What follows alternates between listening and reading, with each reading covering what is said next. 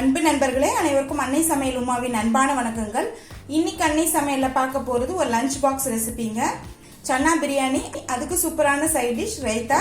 இந்த chana biryani easy lunch box ரெசிபிங்க. வாங்க சன்னா பிரியாணியும் ரைத்தாவும் எப்படி செய்யறதுன்னு பார்க்கலாம். முதல்ல ஒரு குக்கர்ல தேவையான அளவு எண்ணெய், ஒரு பிரியாணி இலை, கொஞ்சம் கல்பாசி,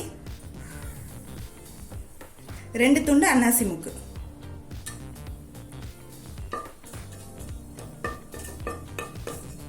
அடுத்தது கொஞ்சம் முந்திரி சேர்த்துக்கலாங்க.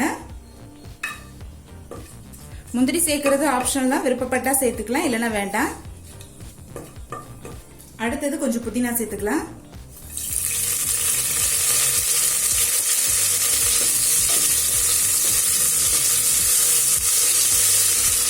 அடுத்தது 2 பெரிய வெங்காயம் சேர்த்துக்கலாங்க.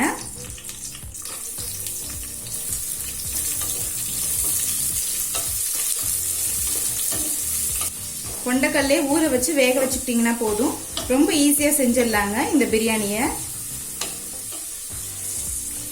இப்போ வெங்காயம் நல்லா வதங்கறதுக்குள்ள நம்ம மசாலா அரைச்சுக்கலாம். 2 சின்ன துண்டு இஞ்சி, 8 பல் பூண்டு, 1 டீஸ்பூன் சோம்பு, 2 பட்டை, 2 கிராம்பு, 1 ஏலக்காய். இப்போ இது எல்லாத்தையும் மிக்சியில கோர்ஸா அரைச்சுக்கலாம். இப்போ மிக்சியில அரைச்சு வச்சிருக்க மசாலாவை இதுல சேர்த்துக்கலாம். நல்லா வதக்கிக்கோங்க.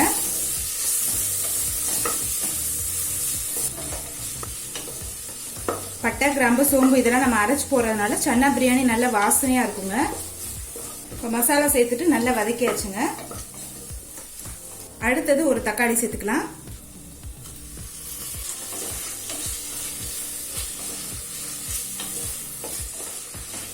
தேவையான அளவு உப்பு.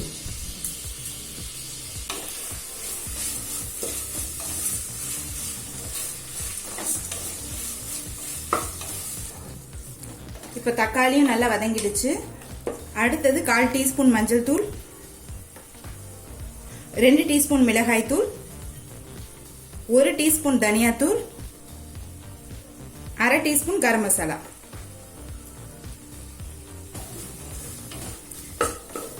இது எல்லாத்தையும் சேர்த்து நல்லா வதக்கிக்கலாங்க. கரம் மசாலா சேர்க்கறது ஆப்ஷனல் தான், விருப்பப்பட்டா சேர்த்துக்கலாம், இல்லைன்னா வேண்டாம்.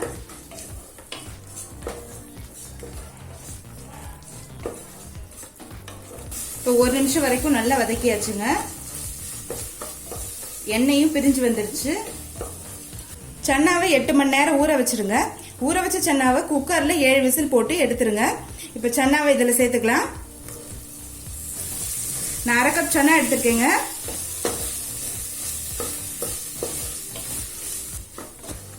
சன்னாவை நல்லா 1 நிமிஷம் வரைக்கும் வதக்கிக்கலாம்.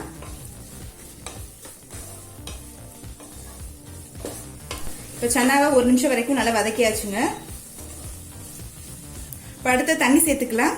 நான் 1 கப் அரிசி எடுத்திருக்கேன், அதனால 2 கப் தண்ணி சேர்க்கிறேன்.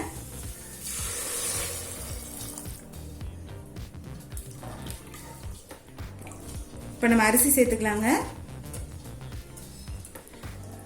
பாஸ்மதி அரிசி 20 நிமிஷம் ஊற வச்சு சேர்த்துக்கோங்க.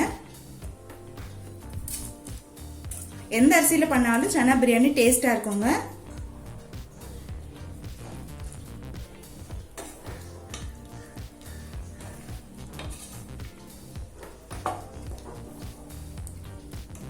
கொஞ்சம் புதினா சேர்த்துக்கலாம்.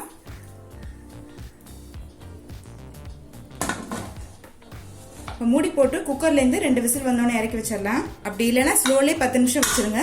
பிரியாணி நல்லா குழையாம வெந்துடும். சன்னா பிரியாணி வெந்துட்டு இருக்க நேரத்தில் நம்ம ஒரு ரைத்தா பண்ணிக்கலாங்க. 1/2 கப் கெட்டியான தயிர் வச்சிருக்கேன். பொடியான இருக்குன்னா 1/2 கப் வெள்ளரிக்காய் சேர்த்துக்கலாம். கொஞ்சம் வெங்காயம், தேவையான அளவு உப்பு, இது கூட ரைத்தா மசாலா சேர்த்துக்கலாம். டிபார்ட்மெண்டல் ஸ்டோர்ல ரைத்தா மசாலான்னு கேட்டீங்கன்னா கிடைக்கும். அப்படி இல்லைன்னா கொஞ்சம் சாட் மசாலா இல்லைன்னா கரம் மசாலா சேர்த்துக்கோங்க. கொஞ்சம் கொத்தமல்லி சேர்த்துக்கலாம். கொஞ்சம் புதினா. இது எல்லாத்தையும் நல்லா மிக்ஸ் பண்ணிக்கலாங்க. இப்ப ரைத்தா ரெடி ஆயிடுச்சுங்க.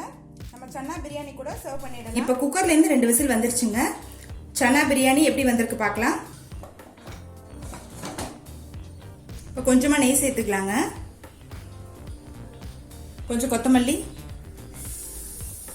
மெதுவா கிளறிக்கலாம்.